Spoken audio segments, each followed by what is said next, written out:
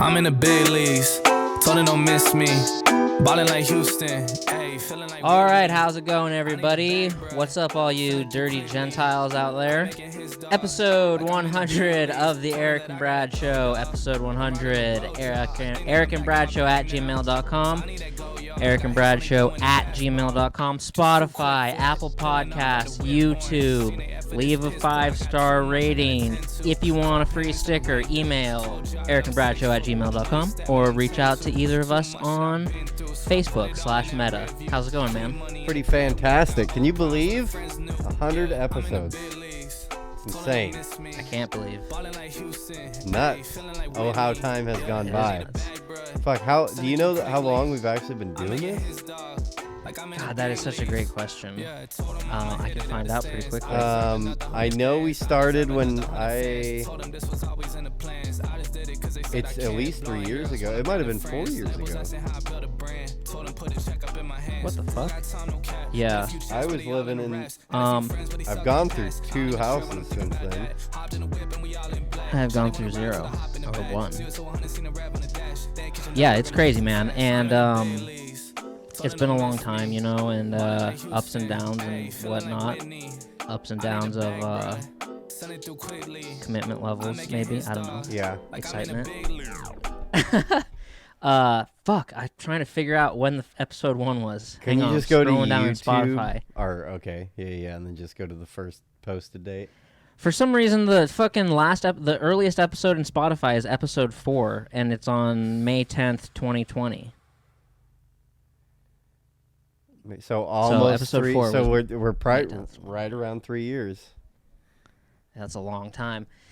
Yeah, my the first show I ever did was in February 2012. I started a podcast called It's Called Life. And that went for 91 episodes. 91? Did it really? 91 episodes, yeah. And for like the first 6 months, we were doing 2 a week, which is crazy, dude. That's like all my free time was spent on trying to find show content. 2 a week. Yeah, that's and nuts. audio only, yeah. And then my second show I started was in like 2015, and it was called The Point Podcast, and that went for 54 episodes and then stopped. And now this one has hit 100. So this is the longest. Well, cheers. It's Called Life will always be my baby, but this one's the longest. Cheers to you, buddy. 100 episodes. Took us 3 weeks to do it. It's all my fault. Oh, it's okay, man. How's North Dakota life going? You know, hanging in there. You know, ups and downs. It's all right. It's kind of it's pretty boring. Has spring started yet or no? I don't know. I mean, it's sunny as fuck and it feels warm, but it's like in the high 20s. Oh shit! Get the shorts out, dog.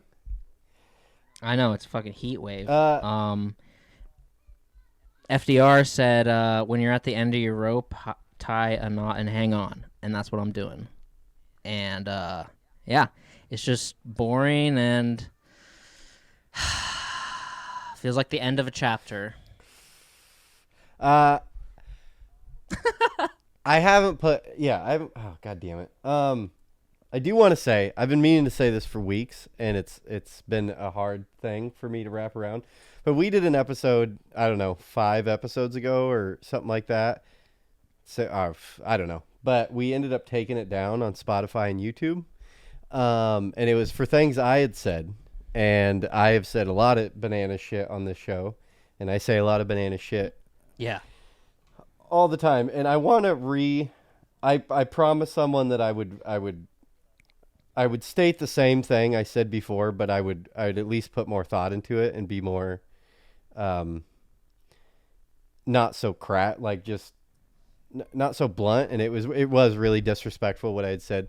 But we've had a guest on this show, Zane, and he was in a band in Seattle called Dust Mice, and he had died, and I used that as a jumping off point to talk about other things, and was really insensitive about the whole thing. And someone hit me up and was very hurt by what I had said, and they were completely right for being hurt by what I had said. One, because Zane was always a really good friend of mine. We were in a band together for a long period of time, and there's a lot of memories and a lot tied into our relationship and my relationship with this other person as well. And I want to apologize for what I said, but then also want to say like how Zane was an awesome guy. He really was full of life, and it sucks that he's passed. And yeah, it is very sad to lose someone that, yeah. And then I guess a lesson to that is, be nicer to people. I need to work on that. I need to work on not being so harsh to people, and not everything's, not everything's a joke. Some people get hurt by what you say, and I need to learn that lesson. Yeah. And also just very sad that he's gone, and I do love you, buddy. And yeah, hopefully you're sipping beers with Frank Zappa or something like that. Fuck yeah. So I just had to say that, give a little moment of, I don't know. That was nice. My vocabulary right now is not what I want it to be. I probably should have prepared something, but you know me. Yeah. Right. Yeah. I mean, I didn't know him that well, but him and I were messaging on Instagram a little bit back like a year ago, and he seemed really nice to me. He was. Yeah. So there's that. Well, dude, it wouldn't be an Erick and Brad show without a little bit of movie talk.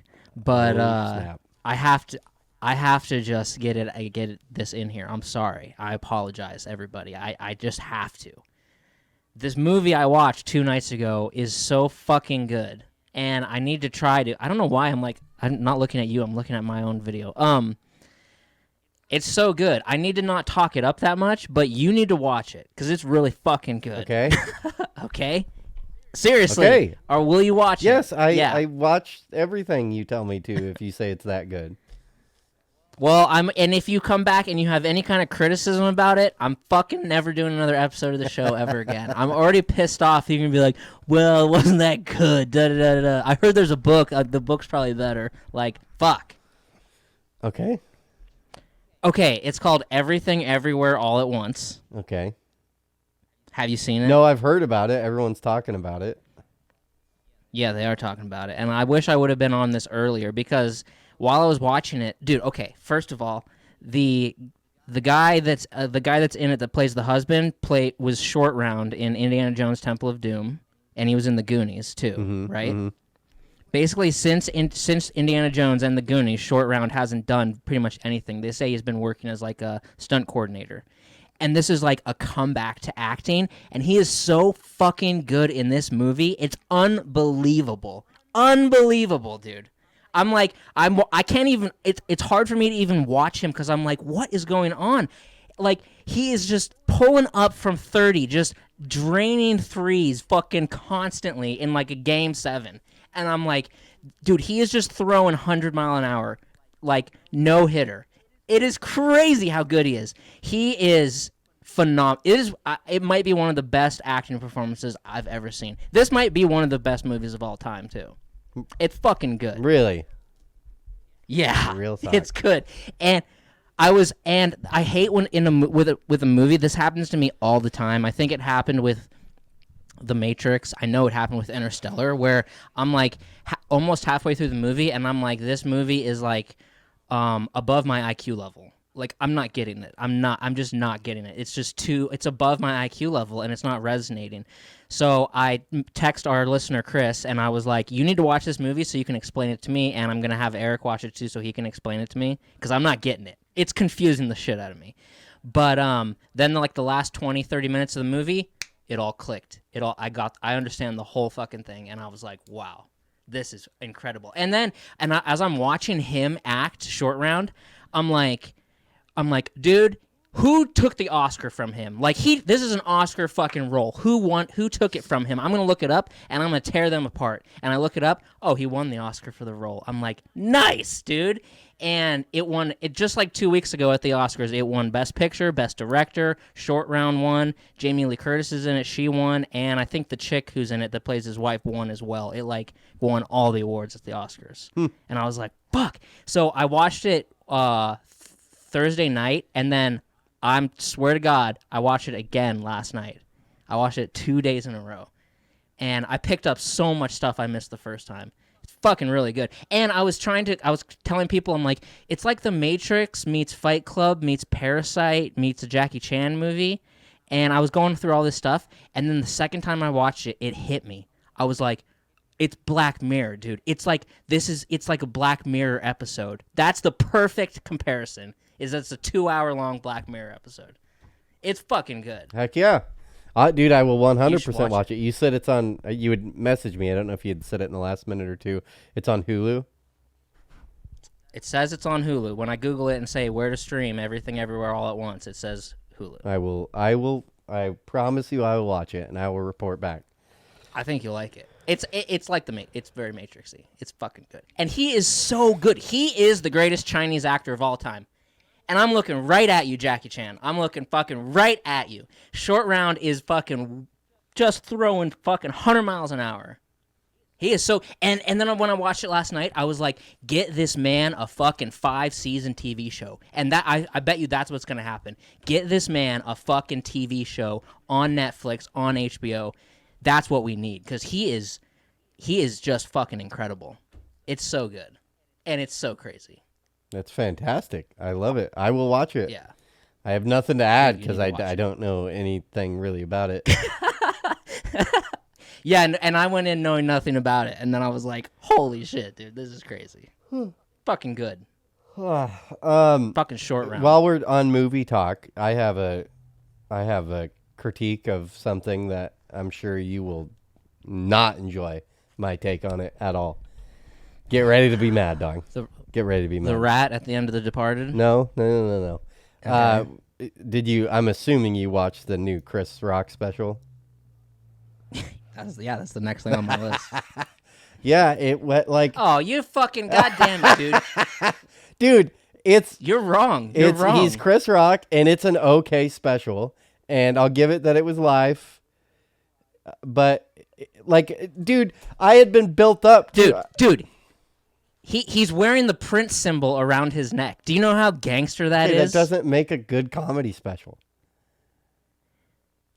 Someday when I perform live at somewhere doing something, I'm wearing the fucking Prince symbol around my neck. Okay, that's awesome, and I love that. And Chris Rock is a great comedian. I'll give it to you. But I not only am I irritated at our Chris Rock discussions, but I mean, I listen to a lot of comedians. It's all I listen to on podcasts. And everyone, it was like all these comedians had seen the act before it was going to be live. So they were all talking about his special. They had all gone to see it live. And they're like, oh, this special he's going to do it. They're like, dude, he is on fire. Like, this special is fucking, we're so excited for the Chris Rock comeback. He is like the best we've ever seen him. This shit is just money. Blah, blah. And then I watched it, and it was okay, but I don't... No, it was I good. honestly... Well, I mean, I can just scale how good I think a comedy special is by how many times I legitimately laugh out loud. And yeah, I didn't... Not once did I, like, bust out laughing. That's insane. I think the first half, I probably laughed at least once a minute. At least. Yeah, I'm sure you'll be irritated by this, but I mean, Bert Kreischer's new special that came out a few days ago is better than the Chris Rock special. It just is. It's funnier.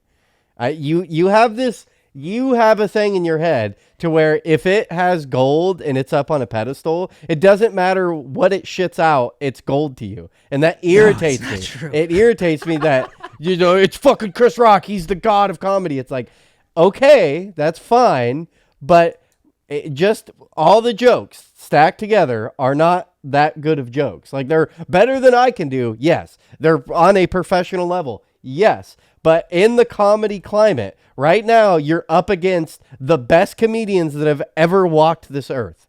There is a handful of them that have taken it to the next level. And so... Yeah, there is a handful of them. Yes, I agree. And that special isn't number 1. It's not number 5. It's not number 10. It's not number 20. It's not up there in the best specials ever. And when you say he's the fucking GOAT, he's the GOAT of comedy, it's like he's had fucking 20 years to fucking come out or whatever. He's had a long time to build up for this special.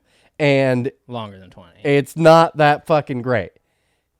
It's I don't say he's the GOAT. Dave Chappelle's the GOAT. I say he's on the Mount Rushmore. Yes. It's like you're having a conversation about presidents and you're shitting on one of them that's on Mount Rushmore. And you had a couple episodes ago, you had some 30-minute long fucking diatribe, whatever that word means, about comedians, and you go 20 minutes without mentioning Chris Rock.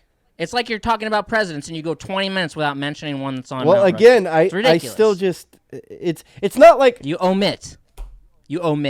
It's not like okay, but people try to like, man, there's these goats and they were revolutionary. That can be true, but when you just say the greatest of all time, it shouldn't be because of the time they did it.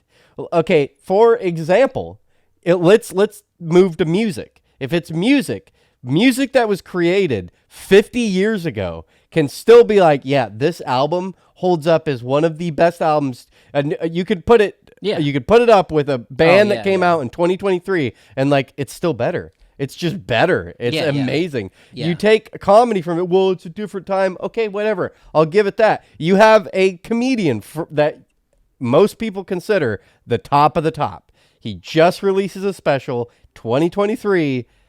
It's okay. It's not this. I see what you're saying. Gold. You're saying it's like a new Mick Jagger album right now or a new Paul McCartney album. Okay. Yeah. Okay. And you could be like, it sucks. It's not that good. I mean, I think you went a different route than I was thinking. I'm just saying, like Zeppelin 1, the album, was made 50 years ago. Okay? Yeah. If not 50 some years ago. And that album to date is still like a banger. Like the songs on it are just like, God damn, how'd they do that? If you listen to a Richard Pryor album, it's like, it's funny, but it's like, this shit ain't like, oh my God, this is fucking hilarious. Whereas, because the new comedians, the last 10, 15 years have moved comedy to the next level of you need to be fucking telling some goddamn good jokes. I thought they were good. They were fine. They were fine. But honestly, Bert Kreischer's special versus Chris Rock's special, I laughed way harder at Bert Kreischer's special. I don't even think Bert Kreischer would agree with you. Of course he wouldn't. Because that's a problem with comedians and podcasters too, is they can never admit that's like, man, that's really good. They're like, they always have to pay homage to, they could never say anything bad about Richard Pryor, Chris Rock, any of them, it's Kinnison, where it's like Kinnison's shit is trash. It's like not that good, but you would never hear Rogan or any of them say anything bad about Kinnison. And it's like, well, it's really not that good. Ladies, if you're paying for an abortion, you should be getting an abortion. That's fucking funny, dude. And I thought he went up to the line and then like crossed it a few times and like made me uncomfortable when crossing the line. Yeah, it was fucking masterful. I thoroughly enjoyed good. It from start. It was good. It wasn't amazing. It wasn't like it wasn't to me. I didn't watch it and then text people and be like, dude, you got to watch this. Whereas like when I watched the Ari special, it was like, dude, guys, watch this fucking special. That shit was fucking funny. That was just like, okay. The one thing I did like about it, I did like doing the live thing. That was cool. It was cool to see someone not cut and, just bam, this is what it is. Yeah. And we got to see him fuck a joke up, which it was cool. It was cool to see that. It was like, oh, and he did it right. He flowed through it. He fixed the joke. He He didn't just fall apart because of his, he didn't just go like, fuck, I fucked the joke up. Never mind. You know, he got it back on track and kept going. It was like, okay, sweet. It was cool to see the, you know, he's human, you know, and that comedians make mistakes. He's not human to me, dude. He ain't human to me. He's fucking incredible. He's like, you know, how do we get to a place today where like eating someone's ass is like less of a big thing than holding hands with somebody? He's like, I'm doing a special night in Baltimore. We're partying tonight. I might eat someone's ass tonight, but I know for a fact I ain't holding anyone's hand tonight. Fucking good. That's a good joke. That is a good joke. And it's true. Yeah, and he's like, it's like, you know, topical, kind of, I guess. And the Prince symbol, dude. And which made me, when I saw that, I was like, you know what? I fucking love Prince. And there's not enough people in my friends group that, like, reference Prince. And I'm like, you know, the one person that I talk to that should reference Prince more is fucking Erick. And he never has. And he's omitted Prince from 100 episodes of the show. And he goes on a 30-minute rant about comedy and omits Chris Rock for, like, the first 20 minutes until I bring it up. So he's starting the special. I'm just like, fucking Erick, he just fucking omits Chris Rock. He omits Prince from fucking 100 episodes. He's a fucking omitting bastard. He just omits. That's what I was thinking about. I like Prince.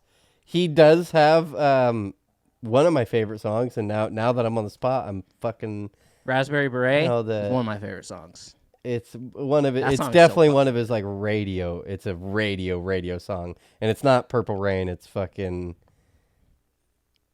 real high pitched voice through the whole thing. It's not no guitar solos, none of that. Or I think it starts out with a crazy ass guitar solo, then just switches into a radio play song. Never mind.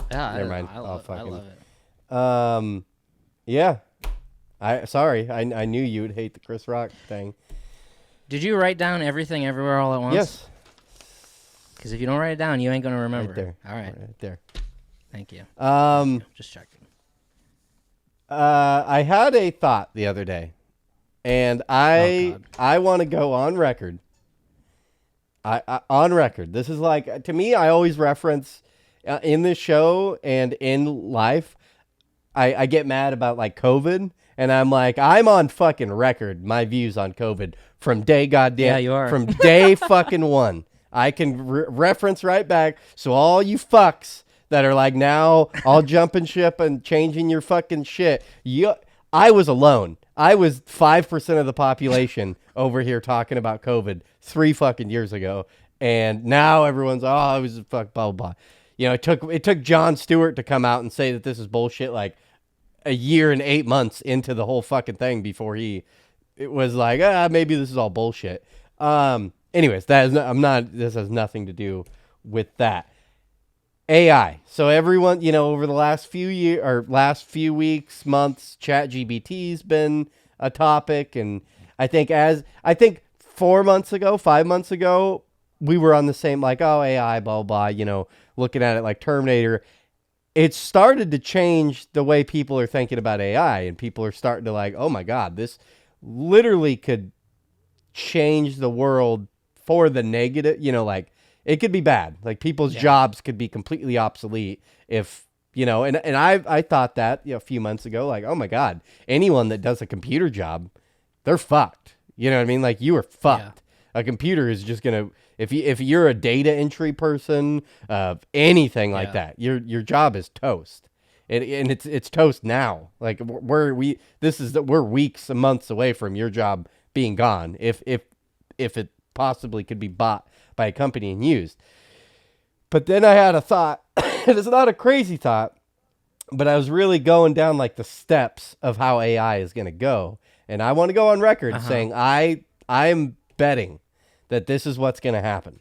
Is AI is going to do what it's already doing. You know, it can manipulate programs and hire there's these stories coming out of like, oh, I hired an AI, I asked an AI to do this, and they literally, I heard a story the other day where the AI couldn't get past are you a robot block on a computer? You know what I mean? Like couldn't get past it. So it hired a human on like a Craigslist ad to fucking, that's crazy, to get past the block and paid it had like, it was this weird story, and they're like, they gave it a $200 budget to blah, blah, blah, blah, blah. And he had spent like $30 to hire a human. And the human even asked, like, are you a robot and you need me to get by this? And he like lied, whatever, like, and did what they asked him to do. I should have dug into what that story was more.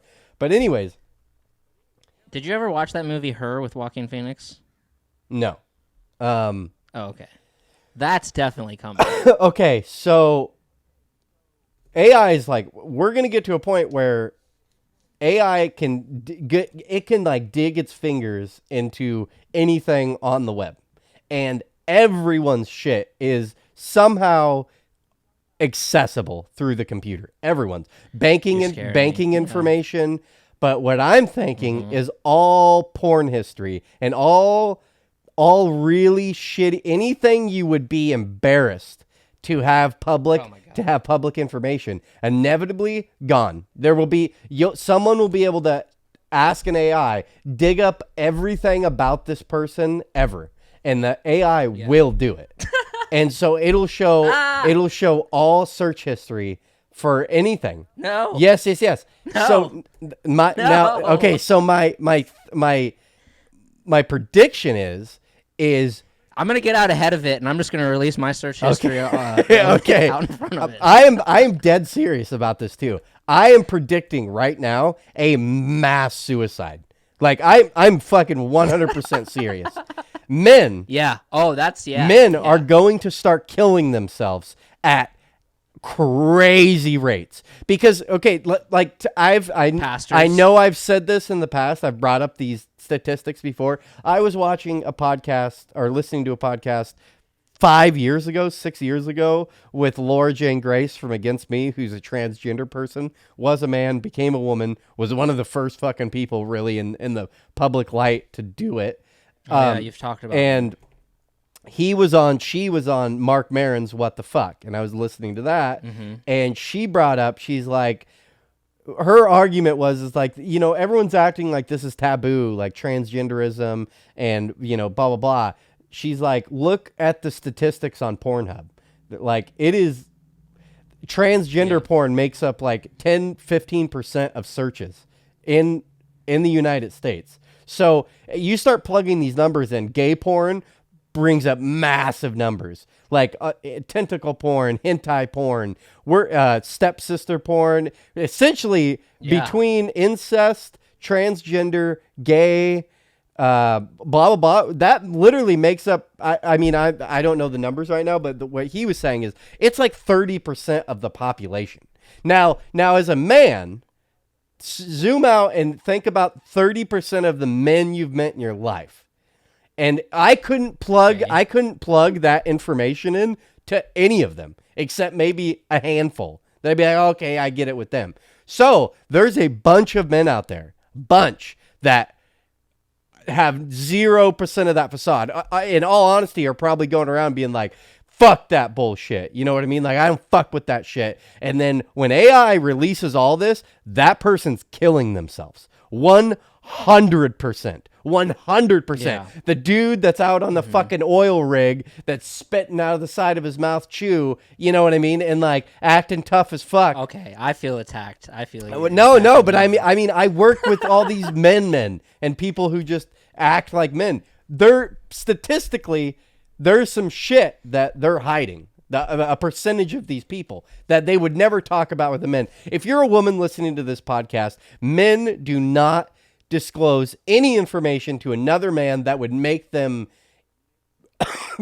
gay or any, like, no man would ever have a conversation with another man like, I might be gay. That has never been said ever, except for people who are flamboyantly gay, like that are gonna be gay anyways. You know what I mean? Like that moved to fucking LA and, you know what I mean, wear dresses or whatever. Like, yeah, okay, there is people that do that, but there is a percentage of men who there's dark secrets in there, and they are putting on a facade of being a man. And mark my words, when AI, all this shit just becomes public knowledge, mass suicides. I'm telling you, mass suicides.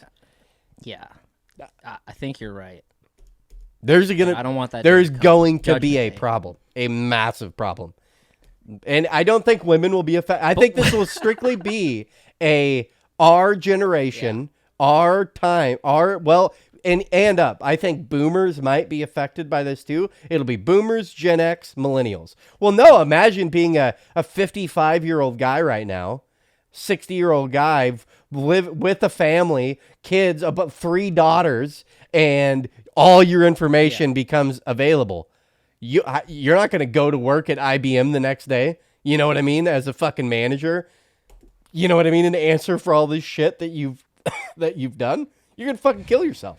Like 100%. And I don't think women aren't animals like men are. Men are fucking animals. If you're a woman listening to this, you don't understand what it's like in a man's brain. You don't. Like, you just don't. Yeah. And any woman that's like, well, I'm fucking horny too. No, you're not. Like, not like us. We are depraved animals. Animals. Well, look, when you have a giant database available of however millions of videos, just a blonde with big boobs gets bored. You don't have to defend yourself. I'm not attacking you, Brad. You have to then you don't have to then, but eventually as the years pass, fucking things start getting a little crazier. You don't have to defend your own search history. What do you got a bat up on the ceiling or what? No, there's a spider hanging. Oh, dirty dog. Me. So that's just my prediction. Wait, but why would the AI release all that? No, it wouldn't be Just the for AI. fun? It would be someone that doesn't like you or something is going to send the AI after you. And it's just going to be like, I need you to dig up all the search history on this person. And though I'm not smart enough to do it, like, but they'll be somehow that AI will figure out like, oh, I can just whatever, babe, you're fucking everything is somehow, I don't know. I'm not a big computer guy, but shit's there. Everything's there somewhere. It's fucking there somewhere. That scares me, man. I'm going back to play magazines. That's what I'm going to do. I'm going back to fucking images. You might as well keep going because the damage is already done. You're coming up on 30, Doc. You have fucking 10 years of search history, fucking. I mean, the only fucking saving factor is that if it is everybody, if like let's say everybody has access to that technology, we all have a big red button in front of us, and once one person hits it on, like I'm gonna hit it on you and release your shit. Nuke. It's the nuke agreement. Then you're gonna be like, boom. You're not even gonna hesitate. You're gonna be like, boom. Now I got you too. But the problem is, is it's not everybody. First off, women almost across the board, 90% of them are fine. Don't give a fuck. Yeah. They're like, oh, what? I watched some lesbian porn? Go fuck yourself. I'll tell you anyways. You know what I mean? Like, I don't give a shit. Yeah. This only affects a percentage of the population. And so there'll be, oh my God, it'll be mayhem. That's just the conservative, everyday average Joe Plumber man won't be able to handle that shit. How about we talk about the thing everyone's talking about, the TikTok ban. How do we feel about the TikTok ban? You're the second person to bring that up to me. I have no idea what you're talking about, and believe it or not, I haven't been on TikTok in fucking weeks, dude. You don't know what it is. Okay, so they're, I mean, I've watched multiple TikToks on it now. It's looking like a very real possibility because they should ban it. It's completely bipartisan. Republicans, Democrats, everyone is against it. The problem, and I agree with because they were talking about this 6 months ago, was this is a Chinese fucking company. Like they're getting all this data. The pushback coming from the TikTok community is every company is doing this. And Facebook, so saying like, oh, these companies are have all your information, and they're like, oh, it's so evil and evil. It's like, Facebook's doing the same fucking thing. And the big one people are upset about is that Facebook is lobbying for this. So Facebook and Instagram are the ones putting the money in the politicians' pockets to ban TikTok. And it's like, whoa. You don't get fuck really? off. Like, you don't get to. So there's a huge pushback. And I do think it is sketchy. But this is the problem. And especially on the conservative side, this is where I get a little irritated. Most conservatives are, this let your money vote for you. I don't need a fucking politician to pass laws. What's the like? I think a lot of what's the fucking word I'm looking for? Boycott? No. You have conservatives and then up the tier, like the libertarians. Like libertarians are, no government intervention. Let us just fucking be. So if you're an American and you don't like what TikTok is doing, then the way you combat that is it's your problem. It's not the United States government's problem. It's yours. You don't have to download TikTok on your phone. But there's 130 million Americans with TikTok on their phone. That's half of the fucking country has TikTok. So really? Yeah. That number blew me away. That's not half. That's more like that's closer to a third than a half. Okay. That's a substantial number of Americans have TikTok on their phone. It's not up to that. This is where I get it. I get it is weird that, but I say ban it. I don't think it's up. I don't think it's up to our government. And then I really think it's sus for other companies that are doing the same thing for them to be the one lobbying, paying politicians to push this TikTok ban. It's like, that's fucked up. Like, that's not right. You shouldn't be doing that. You can't put money in the pockets of politicians to fuck your competition. That is so fucking evil. Like, that's not right to do. Yeah. And if you have a problem with TikTok, it's sensitive information. No, it's not. It's sensitive information on 5% of the people we're talking about. But the other 120 million people that have TikTok, the fuck does it matter? They're collecting your data on where you spend your money and who your friends are. Like, that's useless information. That's the only. But okay, but then they could just tap all of our phones and put cameras in our living rooms, and if it's only going to affect 5% of the people. You're not doing anything illegal. Facebook is doing this anyways. So if that's the problem, then ban all of it. If that's your fucking concern, because then what stops? Right. And then I've watched some TikToks, and I'm not sure how true all this is, but it seems legit. Is a few of these TikToks I've seen, they're like, it's real hypocritical for Facebook to do this because Facebook has been caught multiple times selling information to other countries. So. Yeah. Like, exactly what you're bitching about, Facebook is already doing, but no one's saying anything about Meta. Like, they're just allowed to do it. Well, it's just if you're a drug dealer, you just snitch to the cops on another drug dealer. That's the way to fucking knock out your competition. And that's what's happening right now. Yeah, it is. Yeah. Yeah, just like in The Departed, he's an FBI informant. He just fucking gives up his competition. I think it's a weird move. Honestly, like right towards the end of an election, and the beginning of an election. Where an election is right around the corner. It seems like a weird thing to do. Like, it seems like you're really sealing the coffin, putting the nail in the coffin with like pissing off a massive amount of people to where the trust in the government is going to knock down again. That's a huge. I just watched a Sam Harris episode, and it was who's that Russian guy that's been going on all the podcasts that wears a suit all the time. It was him. I can't remember his name. It was them two sitting down, and Sam Lex Friedman. Lex Friedman. Yeah. Lex Friedman. It was Lex Friedman and Sam Harris. And Lex Friedman was like, why do you have such like Trump delusion? Like, you have Trump delusion syndrome. And Sam Harris, his whole spiel was like, no, the problem is with Trump.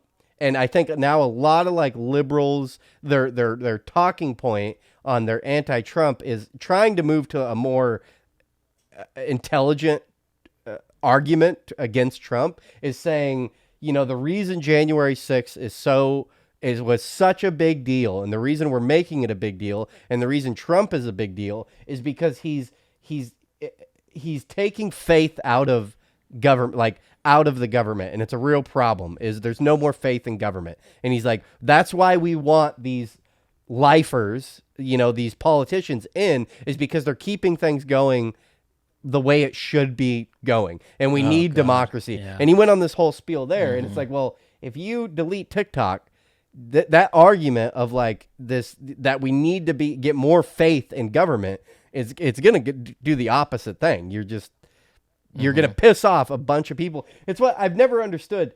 I was saying at the end of Trump's election, it's like, dude, he needs to legalize pot. If he fucking legalized pot the last fucking 6 months before he left office, he would have won the election. You know what I mean? It would have swayed all these hippies to be like, yeah, fuck yeah, man. Like, look, okay. I mean, I guess after you've said everything you've said, look, I think they should delete it. I think it was hot for a minute, and now it's fell the fuck off, and it is done. With Andrew Tate was gone, TikTok is gone. So you don't see a problem with the government intervening? And like, no. Here's the thing. It's bad. I'm against it. I think it's dumb. I'm gonna uninstall it actually, because I don't even use it anymore. I don't like it. But I guess they shouldn't delete it, because if somebody wants to use it, they should be able to use it. I am no longer using it. I don't even have a desire to. Doesn't it set a bad precedence too? Is like, okay, then what about Samsung? Should we ban Samsung in the country? Like, no. It sets the same precedence. It's like, oh yeah, it's you have a foreign company that now has all this access to information. Samsung's a perfect example.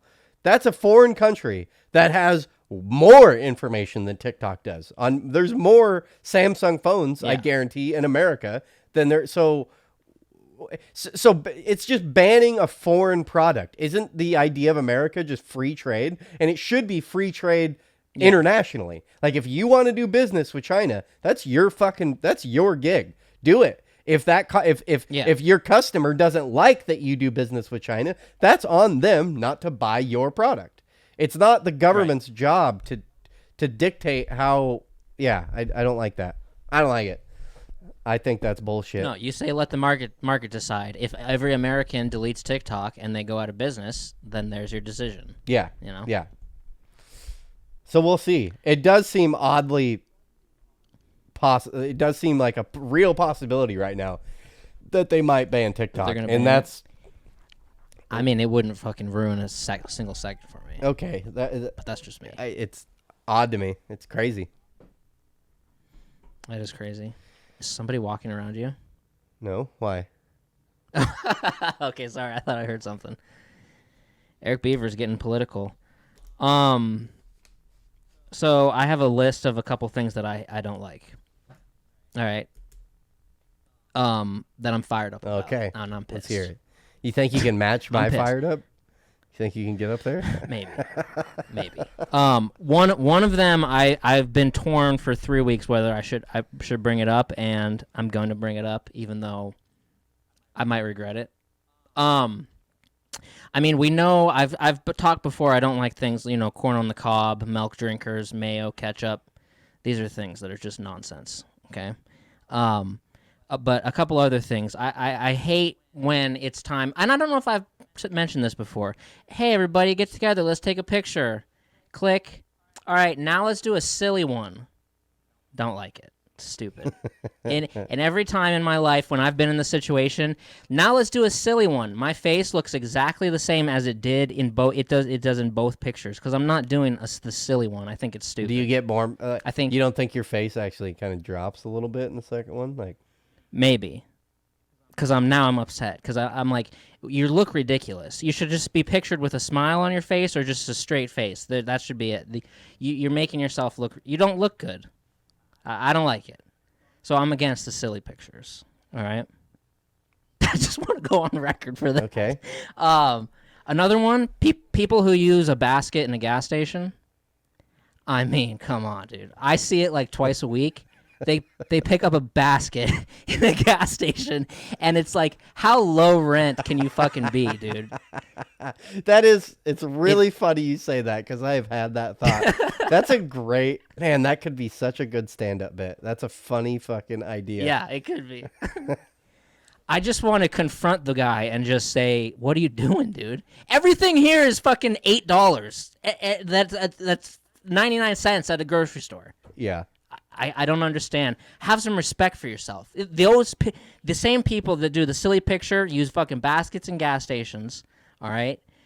And it needs to stop. And then another thing, I got two more things. Another thing, people who think it's the greatest thing ever and that it's some fucking crazy secret, and they're like those, what are those secret society people Illuminati? back in the day? No, the other people, like the carpenters or the Masons? Yeah, they're like they're sharing fucking Mason secrets when they think of this, and they think that it's the greatest thing ever to like mix Reese's Pieces in with your popcorn at the movie theater, and they're like, and these people who are obsessed with mixing like milk duds in with their popcorn and stuff, and they think that they invented sex, or they have the winning lottery number, and they're like, you know what you should do? And it's like a super secret thing. It's like you should mix Reese's Pieces in with your popcorn and mix it all I've never up. heard of that. And it's like, this is not, guess what? I've done that because of people saying that shit and like whispering it to you. Like they fucking, I don't know, they found whatever. And like the Holy Grail or fucking whatever. And I've tried it. It's not good. It's worse than regular popcorn, okay?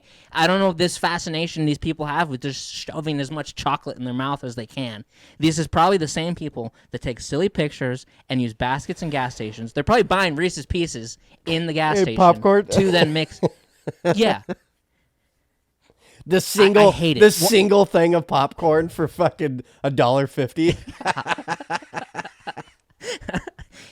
I want to. If I'm I want to be at a theater one day. I might do this because I don't know if there'd be even any criminal charges. Some fucking happy guy, fat happy guy with a smile on his face, with a giant thing of popcorn, and he's dumping Reese's Pieces into it.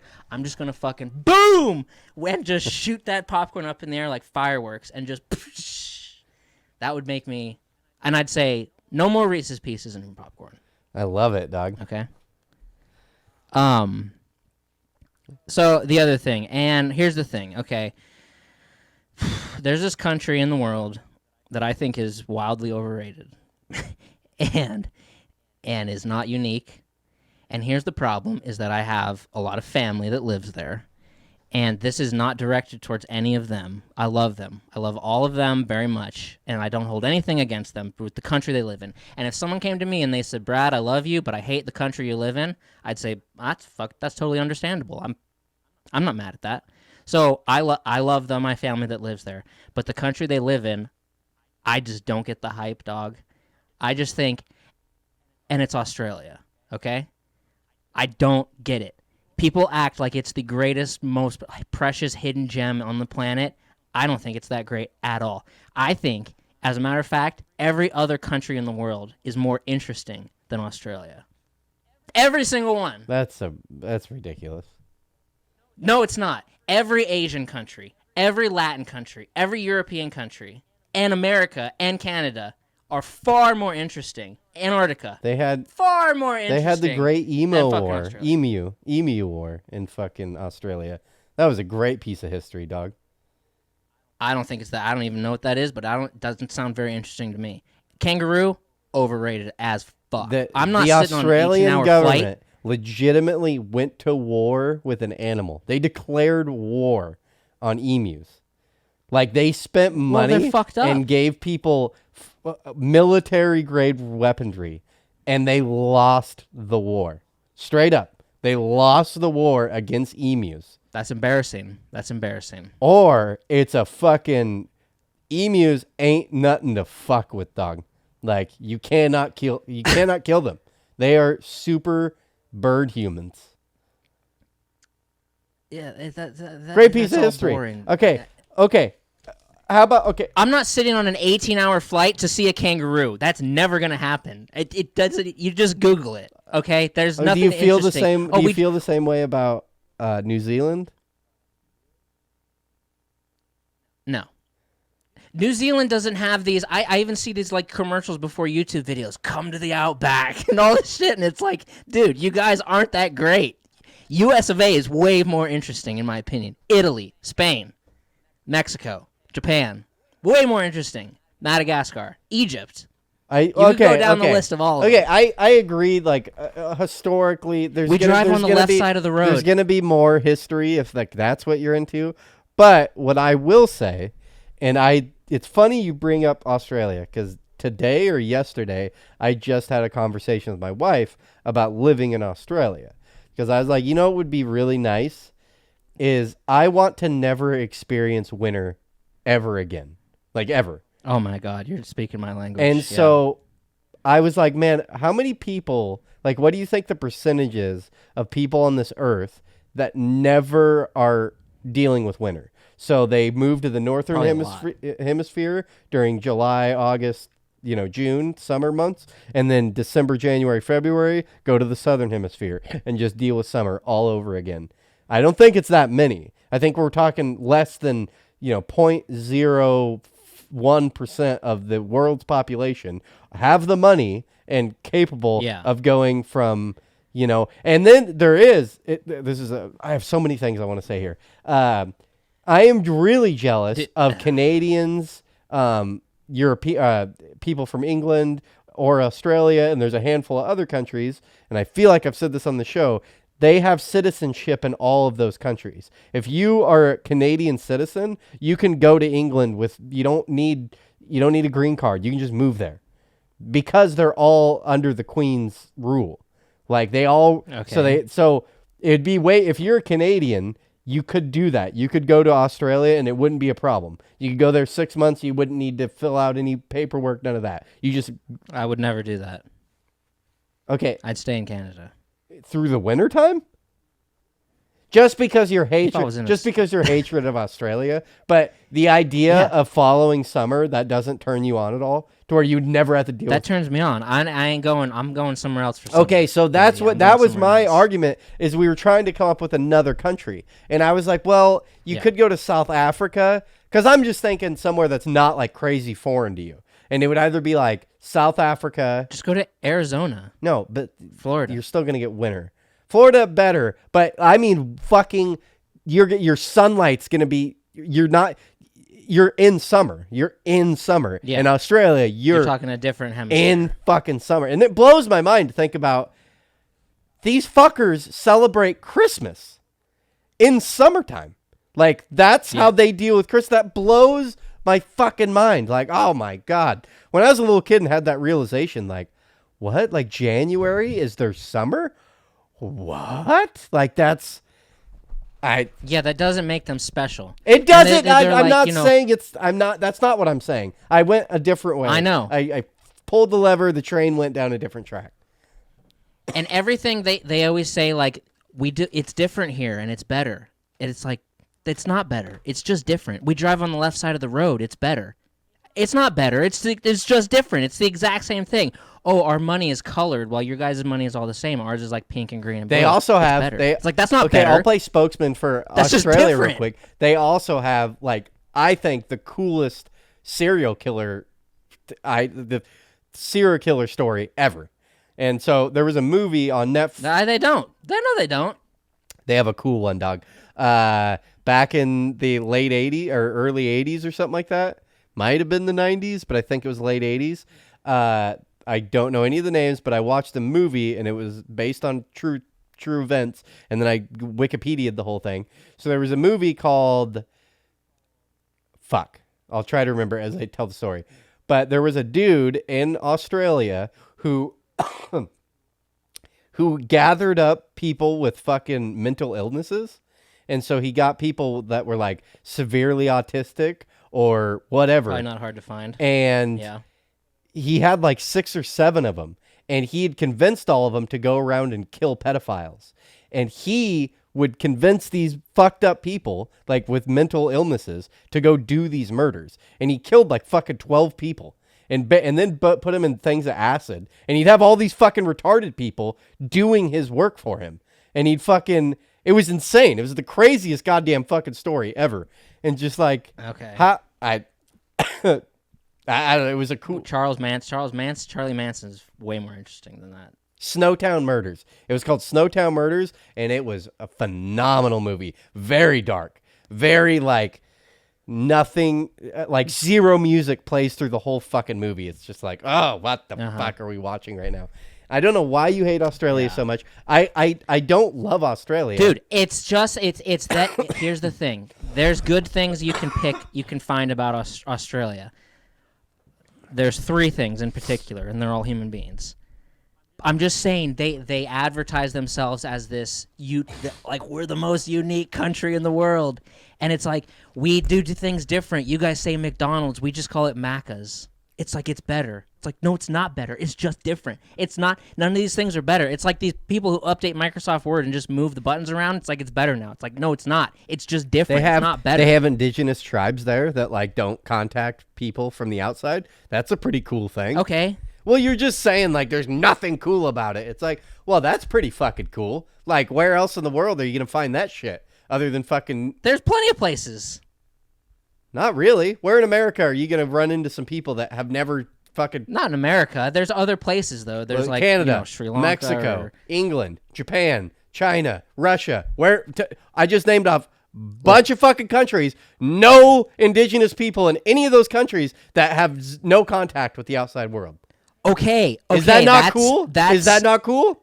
Is that cool? No, that's not cool. That's just a fact. That's not. I'm not sitting on an 18-hour flight in the middle seat for indigenous tribes. What makes a country cool? What makes Japan cool? You named Japan. Just a fascination, that's not like a boasting thing. Like where you want to see a dingo and a kangaroo and a koala, come to Australia, and it's like we can go to the outback and all that. And it's like it's like stop. It's like a car salesman, and it's like I want the car that's just cool and being unique on its own, and it's like selling itself, like in Italy, Spain, anything. You just keep naming them, other than the one that's like jumping up and down. Pick me, pick me.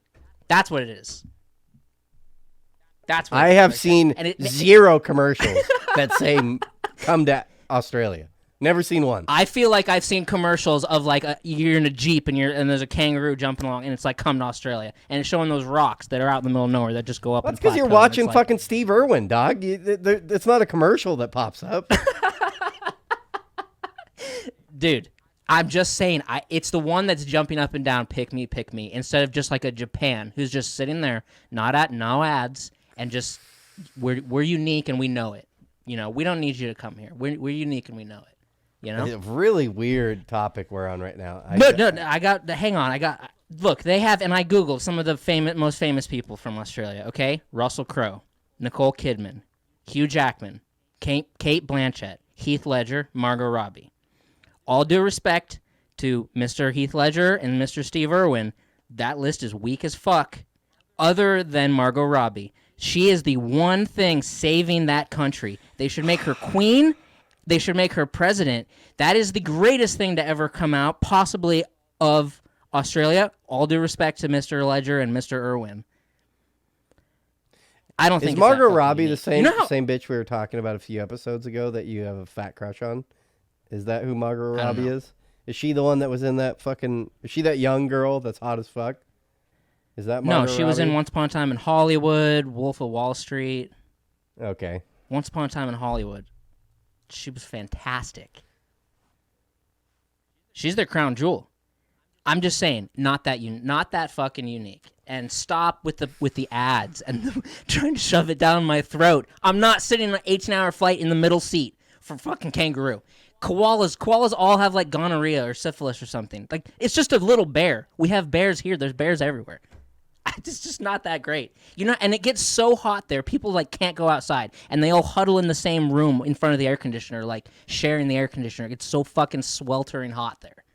It sounds miserable. And yes, you could be like, but Brad, like the women there, then their accents, they're like unbelievable. Yeah, every foreign accent is like sexy.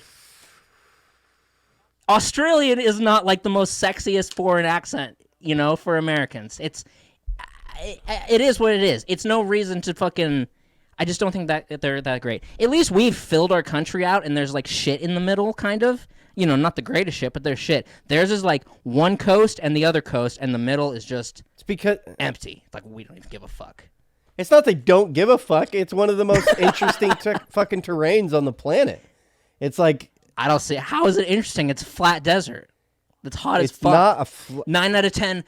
We have 9 out of the most 10 dangerous or most poisonous snakes in the world. It's like, yeah, don't put that on your resume, dude. That's not a selling point. You should be hiding that fact. And yeah, You said it's Antarctica was better. more interesting. How is Antarctica more interesting? I'd watch a document. I watched March of the Penguins. Okay, I'd watch what a famous documentary person on came out of Antarctica? None of them. Okay, your argument about like they got a coast and nothing in between. Fucking same goddamn principle, except they don't have a coast and a coast. Just nothing fucking there, except a bunch of cold. Antarctica. The moon's more interesting than Australia. Antarctica's not advertising. Come to Antarctica. It's fantastic. Come see a kangaroo. Well, come see a penguin. I have yet to see an Antarctica commercial, and I have yet to see a fucking Australia commercial. So you're gonna see one now. I'm just saying. I think we could rattle down the list of countries, and I'll tell you how every country is more interesting than fucking Australia. I'm sorry to say it. Okay, the fucking weird rant, dog, and you did get fired up, and I could give a fuck less about Australia. Can I honestly? Russell Crowe, Nicole Kidman, Hugh Jackman, Kate Blanchett. I just think it's weak. Okay, I mean, okay. I'm sorry. Can we switch topics real quick? Yeah. I gotta read something. So this was in the news in Portland. So this is out of Tigard. So I don't know if you know what Tigard is. You got Portland, and then to the west you got Beaverton, and then south of Beaverton, it's kind of almost feels like the same town as you got Beaverton and then Tigard. So Tigard's where the Mormon temple is, if you wanted to know that. There's a big mall there. It's called Washington Square Mall. It's like our big mall, other than the one that's. Have you been there? Yes. Other than the one in. Why'd you go there? To go to a fucking mall? I don't know. There's Benihana's there. Okay. I've been to Benihana's. Nice. Okay.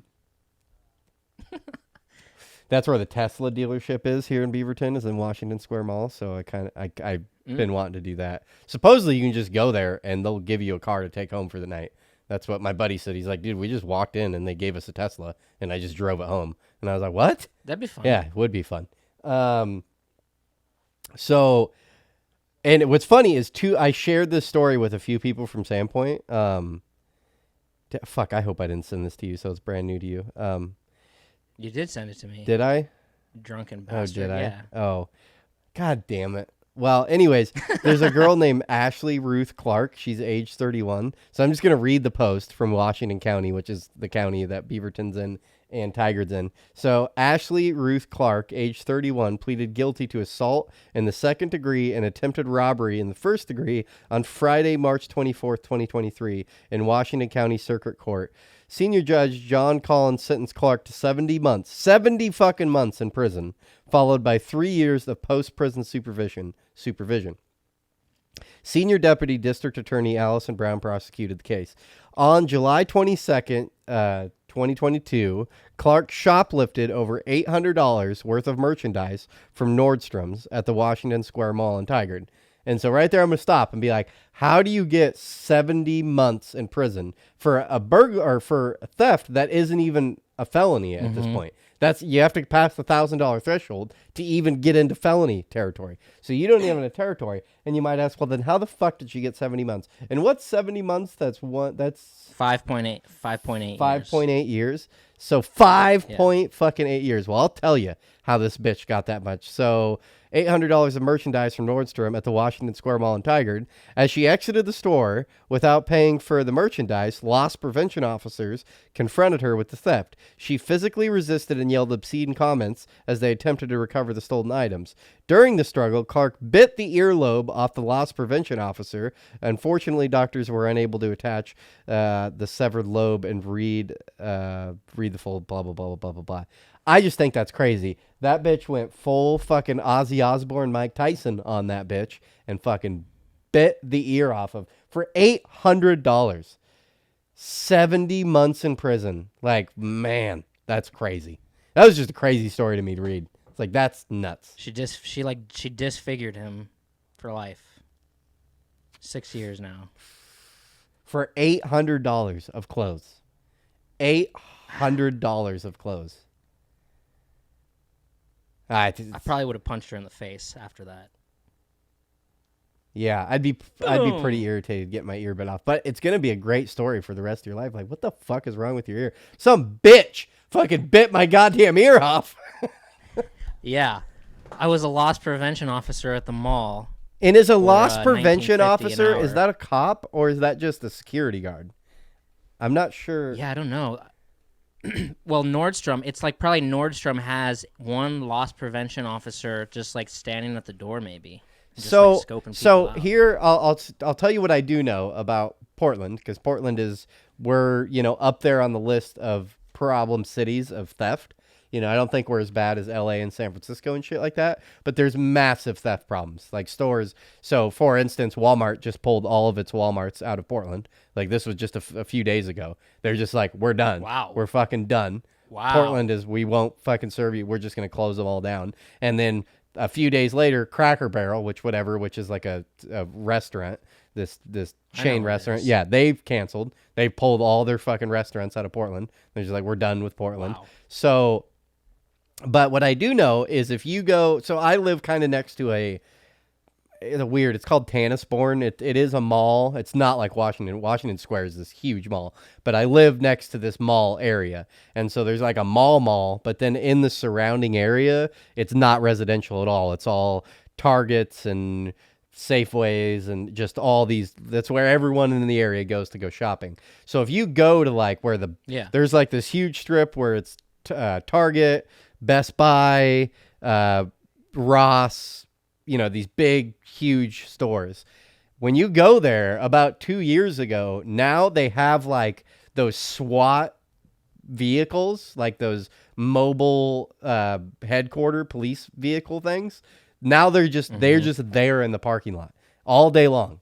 And they'll just be like a cop car there and that thing. And I don't know what they're doing, but obviously I think they're like tapping into the surveillance of like Target and Best Buy, and like they're watching people, and then as they leave the store. So I'm not sure if I think those cops might be loss prevention.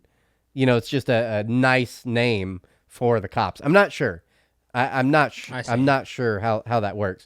But if you go into Best Buy here, there's cops waiting in the parking lot. On the other end, it's like, I don't know what their whole deal is. I've really wanted to just go sit there for like 12 hours and just watch what happens, like how they execute somewhat, because obviously they're spending enough money to keep the mobile unit there and keep cops in that parking lot. So obviously I would assume day to day, they probably at least bust someone and drive to their car and surround them and like, fuck you, blah, blah, blah, blah, blah, blah, blah. Dude, if I knew that info, there's nothing in those stores that's worth stealing. If it's like you're gonna get caught. Yeah. I just we've all shoplifted before. For some people it was just energy drinks and chips when they were a kid. I'm not going into any stores with fucking SWAT cars in the parking lot. That's crazy. Yeah. Portland, more interesting than Australia. One city. Isn't it just because Portland, San Francisco has just decriminalized so much stuff? It's like we could go steal $800 worth of shit. All that's going to happen is like a fine. Well, I think California is way worse because they say like don't even stop them, blah blah blah. Yeah. Portland isn't that way. It's just the problem with Portland is, like, dude, if you go to Fred Meyer here, camping equipment is under lock and key, which I just think is hilarious. It all makes sense. It's like, oh yeah, because this is probably a super hot item to get stolen is tents, which is just so funny. Right. Just homeless people going in stealing tents. But I think the thing here is they just don't give a fuck. If you're living on the street, it's like, okay, I'm going to go sit in jail. Okay. You know what I mean? Like, right. Fucking, I don't give a fuck.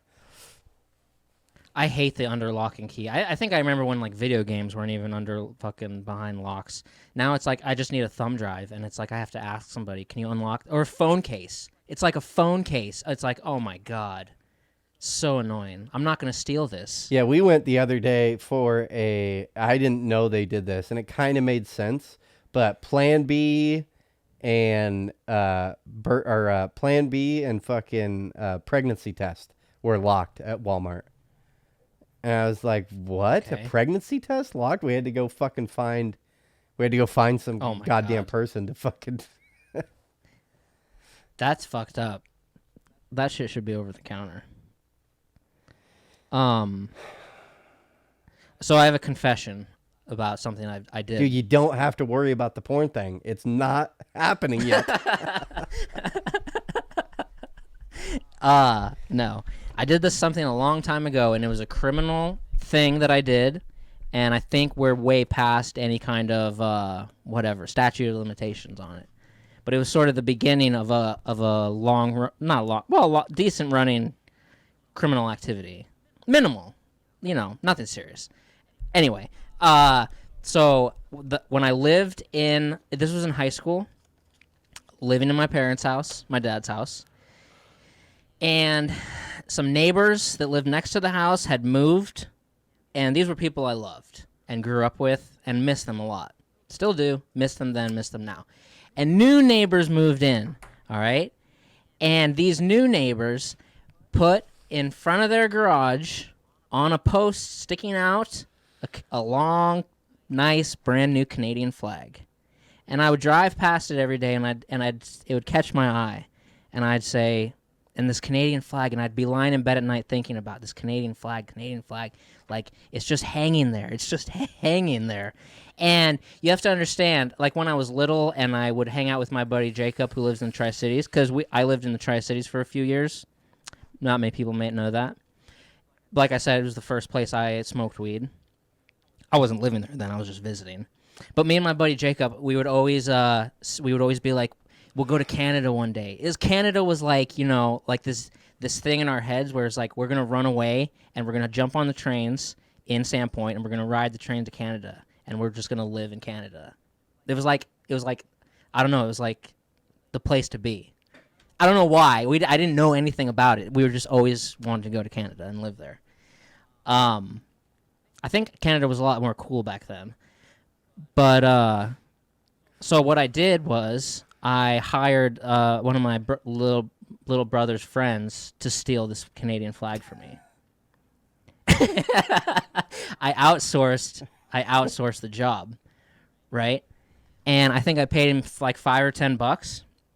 He was probably like 12, and I was like, I want the flag. And he was like, okay, deal. I'll get it for you. And it was even winter, and my criminal mind didn't come up with this, but his did. He stole the Canadian flag, and then he ran all the way around the block back to my house so that they couldn't track his footprints. And I was like, "You're the right." I did hire the right person for the job. I didn't think about that. I wouldn't have thought of that probably. I probably would have just walked right back to the house. But he stole, and then it would hung in my bedroom, and I would just lie in my bed and look at the Canadian flag that was my, prized possession, like looking at the pot of gold. So after your dad never made the connection, like, oh, the neighbor's flag isn't there anymore, and now there's this giant Canadian flag? No. I remember one time I was... pretty sneaky, pretty good work. That's like Ocean's 11. That is... Props to that kid. One time... And me, too. I was by the Les Schwab there in Ponderay, and you know how you can go from highway to highway if you cut through Les Schwab? You know what I mean? Yeah. So they were doing road work back there on the train track where you cross the train track. And, dude, there was like a fucking 6x6 foot fucking sign that said men working. And I stole that fucking sign, the metal sign, and put it in the back of my truck. And goddamn, my parents got so fucking pissed off when they saw that sign in the back of my truck. And I got in a bunch of trouble for it. And then my dad just took the sign. And then it was just in his shop. And I'm like, so he outsourced the stealing of the sign. And I got in trouble for it. And then he kept the fucking sign. Wow. Those street signs are cool to have. I still think those are cool to have. I wouldn't be mad at that. Fucking big one too. Fucking 6x6. Yeah. It was huge. You know, that reminds me of something too. That hit song by Men at Work, Down Under. You come from a land down under. That 80s hit song, you know. And they say in that song Vegemite because Australians love Vegemite. Have you had Vegemite? I don't know what the fuck. For years I didn't know if I was hearing that word right or not. And I was like, are they? It's not like, very good at all. It's disgusting, actually. I think it's disgusting. A Vegemite sandwich. Overrated. I thought you were saying a Bitemite Yeah. sandwich, a Vegemite sandwich. I don't know. I didn't know. Oh yeah, Vegemite sandwich. It's like a beer barrel gets drained and then you scrape the fucking sides of it and then you just like put this shit on bread. Oh, it's so much better. It's not better. Hey, there's a song, That a hit reminds- song from Australia. And that song's not bad. Oh, yeah, well, okay, they have a hit song. Great. Okay, you know how many hit songs US of A has? And yeah, AC/DC's from there. Okay, you're going to put that up against fucking Britain and the United States? No. I mean, AC/DC is definitely top 20 rock groups of all time, if not top 10. No, I mean, I don't no, like no. AC/DC per se, Maybe but top if you want to 50. say like a name of a rock band, I mean, AC/DC's like same level as Led Zeppelin. I mean, it's AC fucking DC. Everyone You're knows saying just in the name, just a band. not the actual music. Well, I would also argue that they probably have more number one hits than Zeppelin did. Yeah, okay. Just throwing it out there, you know. And Disney movies have probably made more money than Tarantino movies.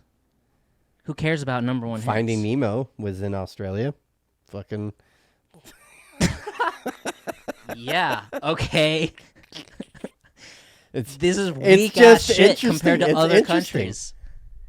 It's not interesting. That is not. That could have been in any fucking ocean. Okay. I don't know why your hatred towards. Okay, can we? Yeah, let's all sit in middle seats for 18 hours because Finding Nemo is in Australia and we'll listen to AC/DC. Like, I got a PSA. Can we move on? Is it all right? We have more hate towards. I forgot what you were even talking about. Somehow it just morphed back into talking about Australia. I don't know. I wanted to get that off my chest about the Canadian flag. I thought of it the other day and I was like, I've felt guilty about this for a long time and I want Now, to just what get if it was an off my chest. Australian flag? Then what would you have done?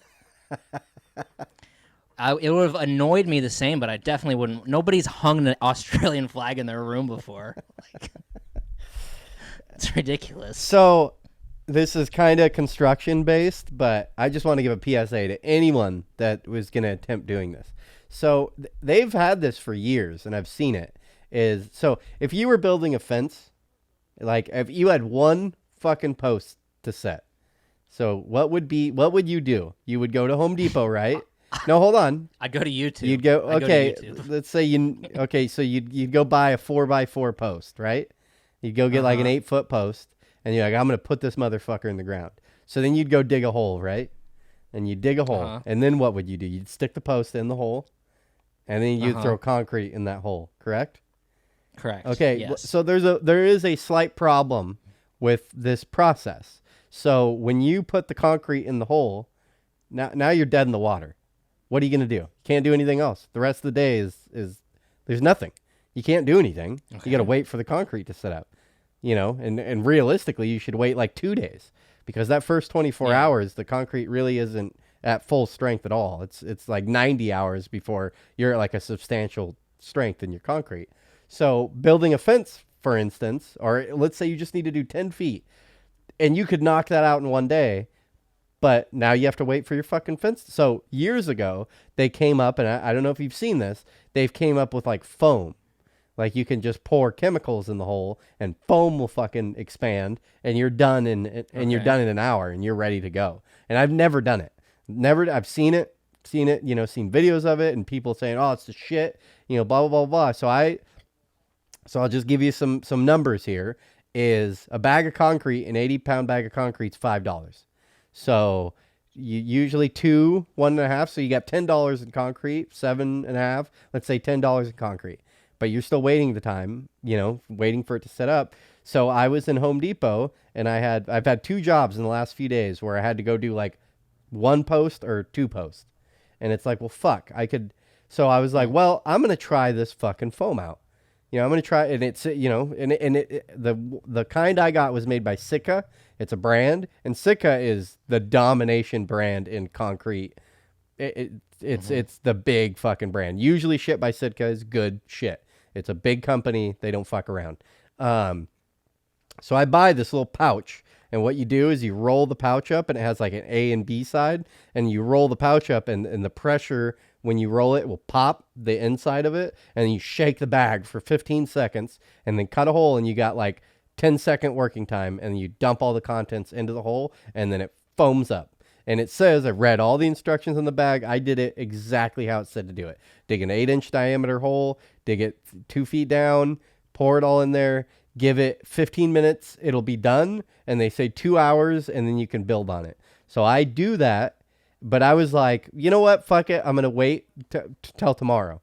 And I did 2 posts the other day, fucking had them all braced up, poured this shit in the holes, came back the next day. I pulled the post out of the ground with my bare hands. No, you didn't do it right. No, I did it fucking right. Garbage. Absolute trash of a product. So then I had to go knock on the fucking homeowner's door, and I'm working for this fucking Indian guy, and so there's like a language barrier, and then I had to apologize, and he's like, why'd you even do that? And then I'm so sorry. I was like, I knew, I told you it would be done today. I can't, I'm gonna have to come back. Now I have to go to the store, get concrete bags, come back, pull these out of the fucking ground, and redo it. So just PSA, that foam post shit, never, ever buy it. It's absolute trash. Okay, but like, what if I just do it for like my mailbox? Even then, dude, you want a mailbox that you can walk up to and just and pull out of the fucking ground? Fuck no. But when am I ever gonna pull it out of the ground? And in North Dakota, what happens when a snowplow comes by and throws 200 pounds of snow up against your fucking mailbox, and now your mailbox is just gone the rest of the year? You're like, where'd my fucking mailbox go? And you're like, I don't know, dude. I have no idea. It was there. It's not fucking there anymore. I don't know where the fuck it went. And the next year you find it under all the melted snow. Like, oh, there, that fucking, with a bunch of foam on one end of it. It's absolute trash. PSA, anybody that's going to set a post. And I think a lot of people set a post. That foam is hot trash. Well, that's interesting. I mean, you'd think if you let the market decide, like with TikTok, that nobody would be using it. Well, I'm not using it. I'm also not writing my congressman to tell them to ban Sitka fucking foam. Like, I don't think they should go out of business. I just am going to spread the word at how trash their product is. And if you don't like TikTok, well, then fucking make a podcast and talk about it. Yeah. Dude, honestly, my mailbox, like, falling over or getting broken or something is a huge fear of mine. Why? Well, even like you said, in the winter, it's like, then what do? You just put it in a bucket, maybe? Yeah, that'd be, because digging in the ground, I'm sure in North Dakota, digging in the ground at -40 is, not happening. And even if you could accomplish it, I guess it would shift a lot by summertime. Okay, now I have a plan. The bucket thing is what I would do. I'm scared of it just getting knocked over by a plow. Yeah. I don't know what I would do with my life. Yeah. I'm going to soon. I'm pretty excited about it. I'm going to build a giant net in my backyard. Big old net. And I'm really excited about this. I'm pretty jazzed up about it. For golfing, dog. I'm pretty excited about it. I'm going to put a big net, and I can just sit out there and fucking practice my swing. You don't really... The problem I feel with a net is you really don't know. You're like, did that slice? Don't know. You just have to feel good. Yeah, that felt good. That felt fucking good right there. But I'm really excited about it. And my wife is showing interest in golfing, and I'm really excited. I think it's going to be a cool thing for us to go do. Problem is the fucking kids. I don't know what we're going to do with these goddamn hoodlums, but I think it'd be a great day. Carry the fucking golf bags. Me and the wife out fucking golfing. Sounds like a great fucking day, and she's into it. I had to caddy for my mom before. Yeah. Carry the golf bags. Yeah. What you could do though is record yourself doing it and then just perfect your swing and be like, I'm not moving my hips enough when you're looking back at it and you're just Yep. Yeah. Do you like golf? Are you a golfer? No. I like mini golf. Fucking golf it's such a good game. And I feel like the older you get, the more you just appreciate golf. It's such a you go out for 4 hours and walk around and see it's too much drinking for me. You don't have to drink, dog. You don't have to drink. Well, from what I hear, everyone by the time they're on, the 12th hole or whatever, I mean, blackout. It is a fucking problem. I don't know if I said this in the last episode. I have seriously cut down on my alcohol consumption. Like last episode, you said you stopped. Now you're saying you cut down. Well, I had a friend come down a few weeks ago from Sandpoint, and we drank that night. I'd say in the last month and a half, I've drank 4 or 5 nights, which for me that's like every weekend. That's quitting. That's fucking quitting. Yeah. That is a major difference. Is to go. So yeah, I don't know but I went. You don't need. I went to the doctor, and I was telling him like, dude, I don't know what's wrong with me. I've quit drinking, but I get sick every 3 weeks. I'm sick every 3, and that's just not normal. Like a normal person does not get at 33 years old does not get sick every 3 weeks, and I am every fucking 3 weeks. I just got done being sick again 4 days ago. I just got off being sick. And so I went and I told the doctor all this. I'm like, in the last 6 months, I've been sick 8 times. Like it's insane. And he's like, yeah, you shouldn't be sick like that. And he seemed concerned. And so he's like, this is what we're going to do. He's like, cause he was like thinking maybe it was liver. He obviously, the questions he was asking was liver based, and, yeah. And he's like, he's like, I don't really know, but he's like, let's do everything. He's like, I'm going to give you full blood work. He's like, give me a stool. Nice. We'll do a stool sample. We'll do a urine analysis. Oh, wow. He's like, we will go all out. And then he's like, and then we'll go from there and we'll see what that tells us. And we'll, blah, blah, blah, blah, blah. And I'm like, sweet. I was like, cause something's wrong. I was like, I have cancer or something. Something is wrong with me. And then a week later, I get a call from the doctor's office. The nurse or whatever calls me, and she's like, hey, blood results are back. Everything looks fine. You're good across the board. So, really? They're like, it says here that you quit drinking. So good on that. And they're like, we have a number for someone if you want to quit smoking. And I'm like, that's it. And they're like, yeah, that's it. I'm like, no, I thought we were, what? I was like, something's wrong. It's not cigarettes. There's a million people out there that smoke cigarettes every fucking day, 2 packs a day, and they don't get sick every 3 weeks. Like, this is insane. I don't know. So she's like, well, I that's what the doctor said. I'm like, well, schedule another appointment because I'm going back in and I'm talking to him because. They didn't say you're pre-diabetic? No, he said across the board, everything looks good. And unfair. I would have lost money on that shit. Okay, but other than drinking and smoking, I'm way more healthy than most people. I drink plenty of water when when I work out or when I'm doing physical things. I drink plenty of water, and I do physical things every single day. I don't need to work out. I work out every day anyways. And then I eat, I guarantee, better than most people. I know we said this on the last episode. I eat great. Like, yes, I'll have fast food, and I probably, my grease intake is probably where you would say unhealthy, because a lot of like Mexican food, a lot of just, but no box fucking dinners. I haven't had a TV dinner in fucking 10 years. No, mac and cheese, none of that. Fuck all that. Yeah. I want our meals are going to the store, getting fucking corn, broccoli, some green, steak, chicken, whatever, and anything that I can possibly get that's like seems better to me, like the eggs. I was so excited to have chickens. It's like, fuck yeah, let's get some real goddamn chicken eggs. Yeah. Interesting. So yeah, I don't know. That's fucked. I don't know either. Well, you sit in a truck all day, dog. That's why you're pre-diabetic. I'm not pre-diabetic anymore. I'm free of diabetes. Well, we'll see how that goes. You're looking. I got You're other looking a little issues. fatter in the face since 3 weeks ago. No, I'm not. How dare you? I'm fucking 180 right now. I just weighed myself. I'm 180. 170, dog. You'll never beat me. No, I probably won't, but 180 is crazy. So I've been on my audiobook fucking game lately. Finally did Jordan Peterson 12 Rules for Life. That was really good. I listened to Permanently Suspended, the autobiography of Anthony Cumia from O&A, Opie and Anthony. That was really good. And I listened to Fearless by Doug Peterson, the Eagles head coach or former head coach. He wrote a book.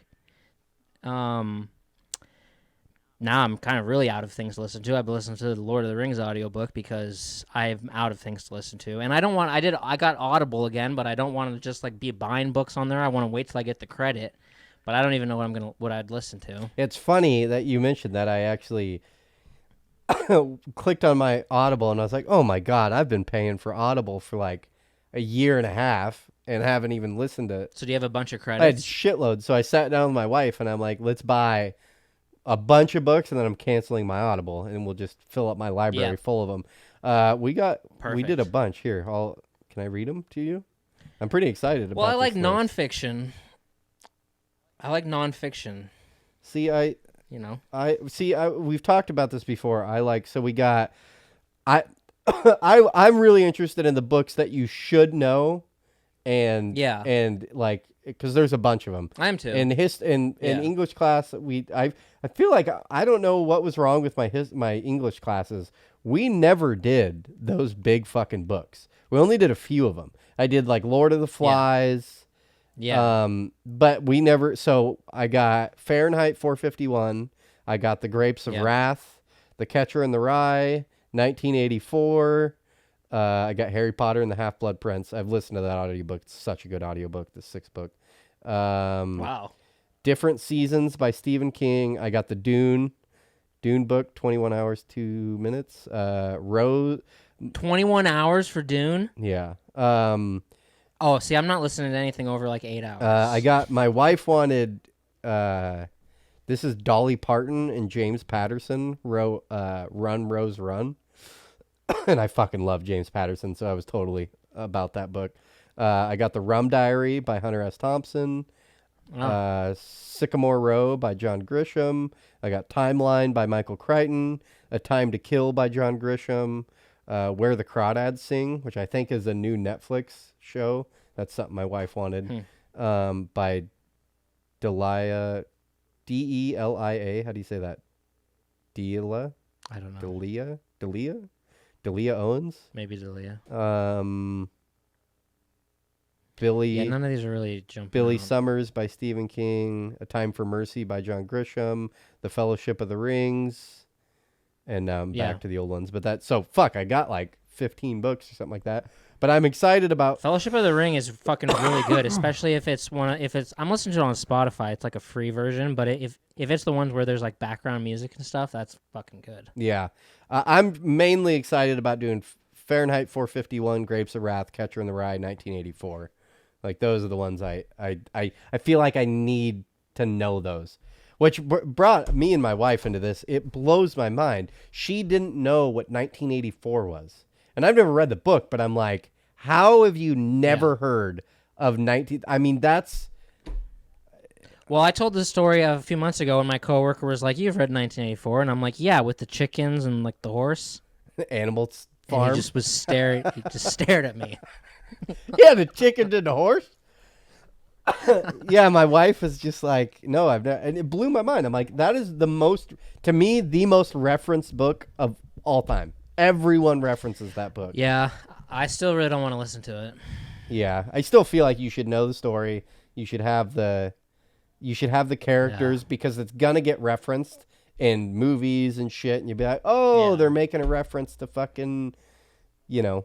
Yeah, every time I read or listen to one of these books, like when I did To Kill a Mockingbird, now I pick up on all these references constantly that I'm like, they're talking about fucking To Kill a Mockingbird. I get what they're getting at there. Like, and maybe The Shining. Or, I've I've also been forcing myself to read On the Road by Jack Kerouac, which if you have more credits left, maybe you should download that because it's really fucking good. No, I have no more credits. I'm almost I halfway. canceled it. I mean, that right Okay, there, I have probably 150 hours of listening time. So I know. Well, on the back of the book, there's like they quoted Bob Dylan, who said, "This book changed my life like it changed everybody else's." And I'm going to be honest, I'm halfway through it. It's kind of changed my life. Yeah? It's fucking fantastic. And it could also be like the Eric Beavers story in like a different alternate reality. The book I've started reading, but man, I'm so bad at reading. But the other day, I started reading the Tom Segura book that came out a few months ago. It was funny. I like it. Yeah, On the Road is fantastic. It's like it's in 1957, and he's like hitchhiking across the country, leaves New York for $50 to get to San Francisco. Some fucking truck driver picks him up in the middle of the country, and the truck driver has to they have to scream at each other because the truck's so loud. And this is 1957, and they just have to because the truck's so loud. And the truck driver's just like, "Oh, Nebraska used to be so much better back in the day. For all I care, they can give it back to the Indians. All these fucking people moving here, it's like it's fucked now." And it's like, this is 1957. Fuck, it made me smile. It was like, people just kind of don't change. It's funny. No, they don't. Yeah. The only thing I have left on my list is I honestly might get into my next business venture, which I'm pretty excited to get into this. Crypto? No, vending machines, dog. I think it'd be the perfect thing for a stay-at-home wife. That's like the perfect. That's what you text me. You text me vending machines, and I didn't respond. And I was like, yeah, I would have gone off more in the text thread if you responded, but I was like, whatever, it's there, and I'll bring it back up at some point. But so you have to drive around and refill. Okay, them. but for a stay-at-home mom with a kid, think of jobs that they can do. They can't really do any job. Like I want my wife to go. Like, in my mind, it's like, man, I wish you could go do bids for me. Because I could teach you the basics of what you need to measure out and what you need to look for and what you need to say. And you could do a great job. But it's like, she can't go meet someone at their fucking house with a baby. You know what I mean? Like, that's just not going to fucking work. So it's like, we think all these things. It's like, I don't fucking know what. Then vending machines. I was like, you could easily go do that. What, run to Costco, stock up on a bunch of shit, then go do loops, and you could have a baby the whole time. No problem. You know what I mean? No interaction. And I've joined all these fucking Facebook groups of people talking about it. It seems like a lot of these people are making, it seems like you have to make like a $5,000 investment. Like $5,000. But if you can some of these people are saying, they get 4 machines. It's like $2,000, $3,000 a month. It's like, dude, that'd be great. That'd be fucking awesome. That seems high. I mean, a lot of them are saying like the big thing is where you put the fucking vending machine. Obviously it's like, but I feel like you'd get like $200 out of it when you go and dump the money. I don't know. I have zero knowledge. It does seem like once it's set up and streamlined, it is kind of simple. So, yeah, might be a good idea. Yeah, I think it'd be fun to get into. I think it'd be a fun little extra cash coming in. We started doing taxes, dog. Oh my god. Not fun. Enjoy your taxes, dog, because I don't enjoy my taxes. Oh my god, you are doing baby taxes is what you're fucking doing. Baby taxes. Our sit down was just I knew it was coming to just the whole fucking loss and profit sheets and learning that your fucking receipts don't mean jack shit. Like, you obviously keep your receipts, and I have this like, oh, you'll go in and just show them all these fucking receipts and like, this is all my write-off shit. No, which is kind of funny. Come to find out. You know what's funny? You know what's actually funny? Everything Everywhere All at Once. A lot to do with what you're talking about right now. You'll appreciate that. Huh. But come to find out, like, the lady's like, I don't need any of these receipts. She's like, you just print me off a fucking loss and profit sheet, and that's what we'll go off of. And like, well, then why are we saving all these receipts? Oh, and she's like, just for record. well, she's like, yeah, because if you ever get audited, you need to prove that your loss and profit matches up to what blah blah blah. And it was like, oh, I guess that makes sense. Like, yeah.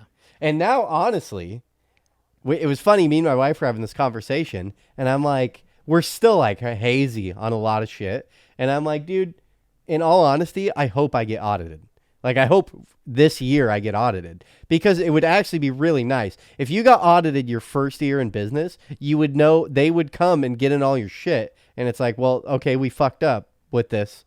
What do I owe you? You pay that off. And then from the rest of your life, you know what the IRS is like going to hound you on. You know what I mean? And how they want your books set up. And it's like, fucking audit me, please. Come send someone to audit me. Like, I'm not trying to. That's the first time anyone's ever said that. Well, that's better than like you've been doing it for 20 years, and then you're like, and then turns out I've been doing it wrong this whole time. Yeah, exactly, exactly. Yeah. That would be way worse. And they're like, you owe us fucking $100,000, and you're like, no. Yeah. And today people scan the receipt, save it on the computer, throw the receipt away.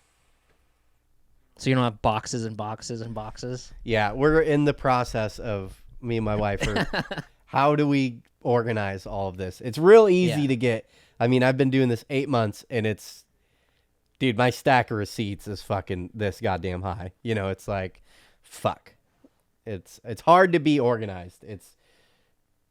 When you're trying to do other shit, without hiring a fucking bookkeeper.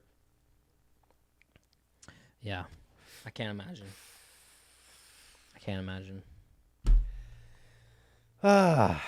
Rock and roll, dog. Well, man, I appreciate you taking this journey with me. Yeah.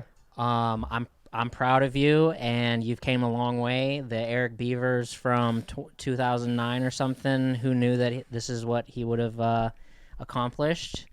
You fucking running your own shit down there. You have a beautiful family, and we all know it could have gone one of many ways. It could have gone south, just like for all of us. You could have gone fucking... We're all lucky to be here, I suppose. But you jumped in the waters of the bad pool plenty of times. What? Okay. But I'm proud of you for what you've turned life into, and I appreciate you doing these 100 episodes with me. I know I'm not the easiest person, and for me to do 100 episodes with somebody says a lot, because I mean, say it's 200 hours of talking, there's not many people I can stand for fucking 6 minutes. So that says a lot about, I guess, me, but it also says a lot that you were able to do it with me, because I know I'm nothing special. No, I ditto, same. I'm grateful. I'm grateful too. Yeah, I have the thought process, and recently, looking back, like, God damn it, like I wouldn't sit on the other end and listen to me for fucking 200 hours. Right. So, props to you, dog. Yeah, and with podcasts, I've always been like, the fucking thing I wanted out of it all this time that I've done it is to just have a sponsor one day, and still never had that. Yeah. And I don't even know how to get that, and I don't even approach it thinking about that. So maybe that's just a shitty goal to have, because it's like, what does that even mean? Does it mean you can't say, like, we're sponsored by fucking, I don't even know, BetterHelp.com. some shitty product? Yeah, and you're like, and then you can't say, like, what, BetterHelp.com fucking sucks. Like, you can't say that then. I don't know. Maybe it's a dumb thing to think of. And I also don't really think that, like, once this show's over, I'm probably not ever going to do another one. Yeah. I say that now. I'd love to be like a part of a team of a lot of people. But, like, I don't know. And I do appreciate everyone who's listened to all these fucking episodes. I can't believe you guys have. There's that group of people that has listened to every episode, and it's like, wow. Yeah. Yeah, that blows my mind when I think about it. Yeah, just these sporadic long periods of time of no episodes, and it's like, but then they still check it and listen to it. Yeah. I had this idea for the 100th, and obviously we didn't do it because we're wrapping up the 100th right now. But I was like, man, it would have been fun to dedicate the 100th episode to like all the hardcore listeners and like essentially like prank call them or something like that, and just go down the list of people and just have like a 5-minute segment with like each person and just like, hey, we're doing the Of a prank call? well, just like either like in my mind it was like call them out of the fucking blue and just be like, hey, we're doing the episode. You're on the episode right now. Like, like hey, here's your 5-minute slot. Yeah, I know. There's a lot, and it's like when we started this, we were always like, eventually along the road, we'll like bring in another person, and we never did that because the thing is, and everyone's like, we should. People don't say that to me anymore, but they're always like, we should do a podcast together. We should do a podcast together. It's like, you have no idea, like. After 6 months, it's going to be hard for you to find the fucking content and time to just keep doing it and keep grinding it out. It's like, it's a bigger commitment than people think. Yeah. I don't know. I do think, obviously we don't have like this incredibly amazing podcast, but I do think there is something to be said. Me and you, for some reason, are pretty good about just talking. Even my best friends, if we were sitting here, it would just it would go dead. You're really good at keeping the ball rolling to where there's not just dead space of like, well, what are we going to we've never said like, well, what are we going to talk about next? You know what I mean? Like, yeah. That's weird. There's friends where it's like, and then there's just silence, and you're like, I cannot think of something I want to say to this person right now. It's like, and what's funny is 90% of the time that we're doing these episodes, I forget that we're doing a podcast. Like I really do. I'm just talking to you. Just like it's like the end of it comes with like, oh yeah, we were doing a podcast. Like, I'd love if there was just like some hot like 22-year-old girl that was like the third co-host, and could just like bring in these fucking crazy off the wall topics of like, what? Like the kids are doing that these days? I don't know, like something like some spicy thing. I don't know. Yeah, I wish that too. A third person would have been nice. It would have made editing a lot gayer, but yeah. It sounds nice to have a third person, but then it's like, I just can't imagine. Everybody that says they want to do one, and even when you said you want to do one, it's like, he doesn't know what he's actually talking about. Like, he doesn't know how long this fucking goes, dude. It goes on and on and on and on. It's like, it sounds fun to just sit down and have a conversation with somebody once, Yeah. 100 times. Jesus Christ, that's a lot. It feels like a lot. I mean, other podcasts are obviously like in the 2000s or something crazy, but yeah. Yeah. Well, the thing I've gotten out of it that I knew I was going to get out of it from the beginning, and I'm glad. And I do wish I would have spent more time on YouTube and clips, but that's when the hours just start stacking up of editing and shit like that. Oh, yeah. And that probably, if anyone is ever going to do a podcast, my sentiment, like what I would convey to you, is hyper important. And where we fail, and it's more just, it's time, is you got to be doing clips.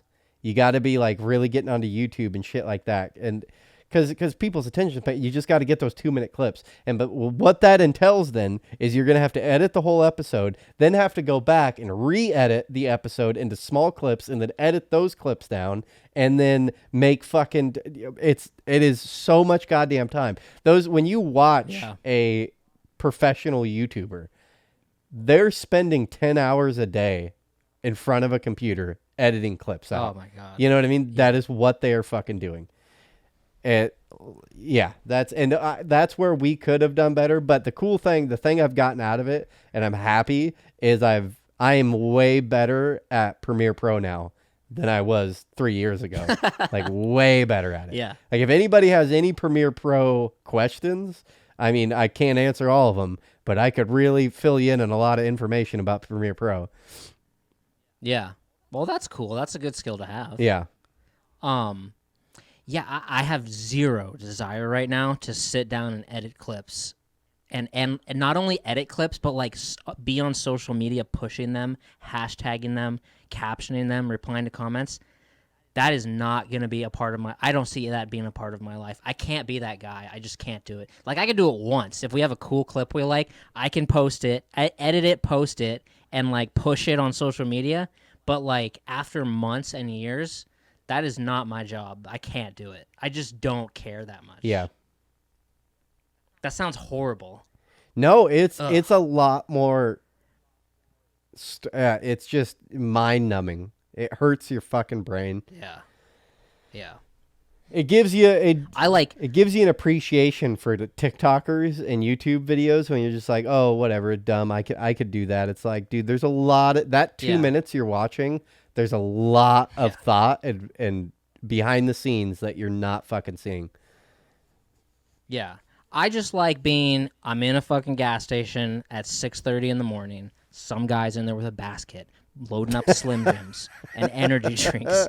And I can be like, write it down in my phone, people that use baskets in gas stations, and then I can think through the day, and I'm just building up this thing in my head about it. And then I want to go on a show and have a little mini rant about it. And then after that, I'm done and I'm done with it. That's what I like. But it's like, if you don't then do a clip thing, then it's just meaningless kind of. But it's like, that's where my, commitment and effort is just dead at the end of that. I don't know. I think I'm kind of good at that. I like that. That's what I like. But yeah, I guess you need a fucking bunch of other people then to be like, that don't want to do that and want to then push it on social media, which just sounds, I can't relate to that. Yeah, you can understand it though. I watched an interview with Mr. Beast a few weeks ago, and he was talking about like how he started, and he was living with his parents and was like getting into the YouTube thing, and then also like going to college or something like that, and like his dad or his parents like gave him the ultimatum, like this isn't blah blah blah, and he just like fuck you and moved into his car, and he's like, I 100% this is what I'm going to do. And he's like, I was pretty scared. He's like, I was living in a car parked outside of McDonald's fucking editing YouTube clips, and he's like, I was just do or die. He's like, it was every waking moment of my life was editing YouTube clips and coming up with ideas on how to do this, and he's like, paid off. But it's like, really, that's the sauce on how to do it. It's not for me. It's not for me either. It'd be hard.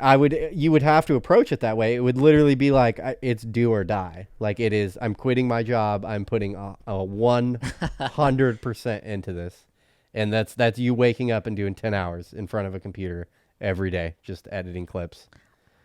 I really don't like that guy. I don't either. It's just the story, and he did it. You know what I mean? Like he did it. He made a fucking shitload of money on YouTube.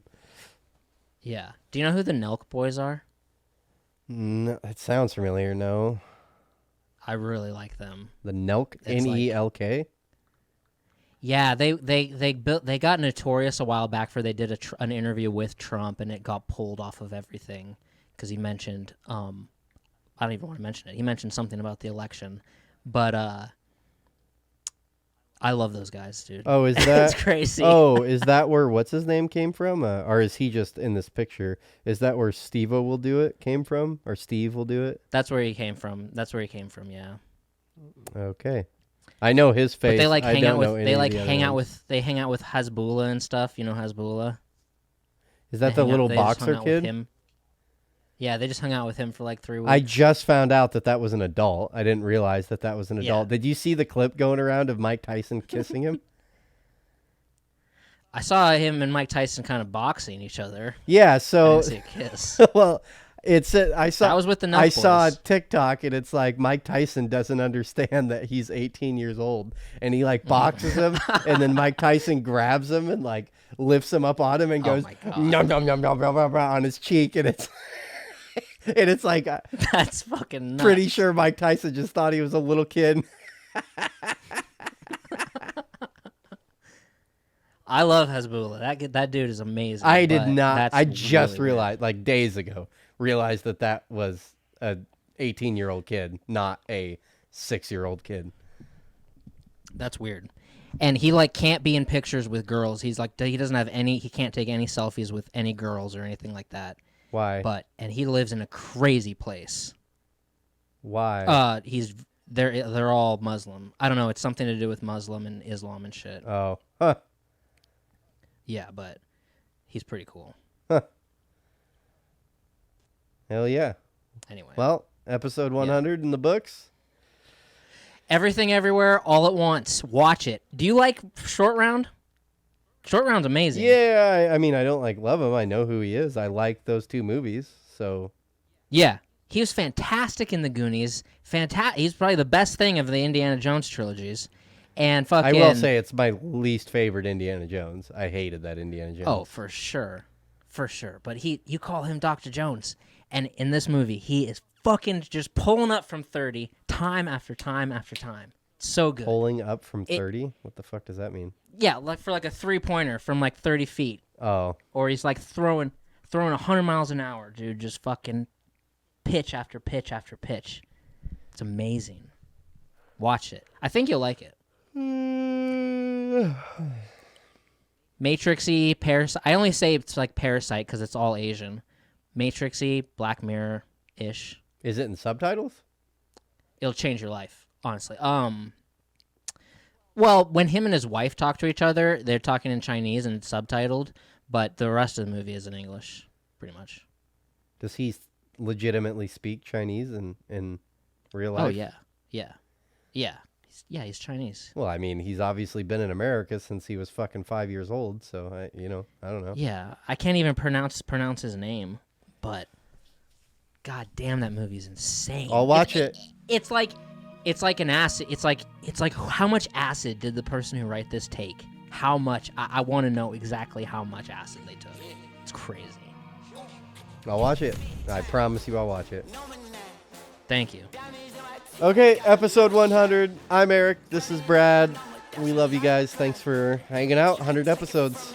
We'll see you later. Bye. Lot of sun, smoky in the air, that's a lot of pine. Pockets running over with the dollar sign. Try to take it from me, yeah.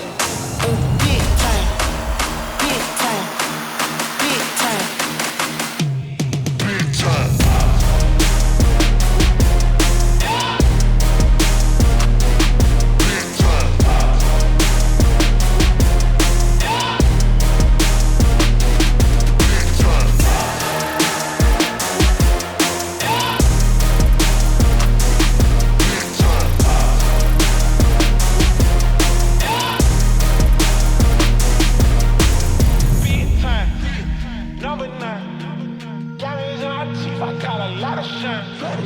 Running up the numbers, that's a lot of crime.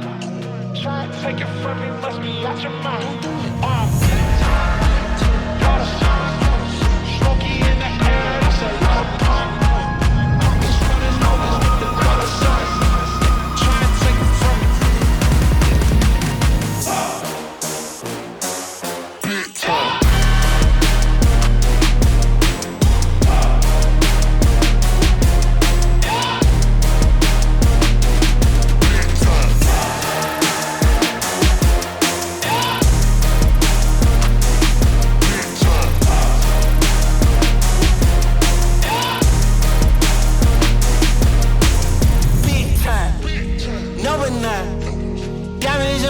I got a lot of shine. Running up the numbers, that's a lot of grind. Try and take it from me, must be out your mind.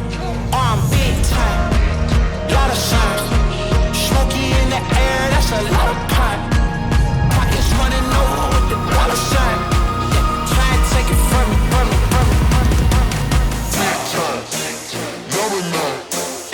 diamond in my teeth, I got a lot of shine. Running up the numbers, that's a lot of grind. Try and take it from me, must be out your mind. Big time, lot of times.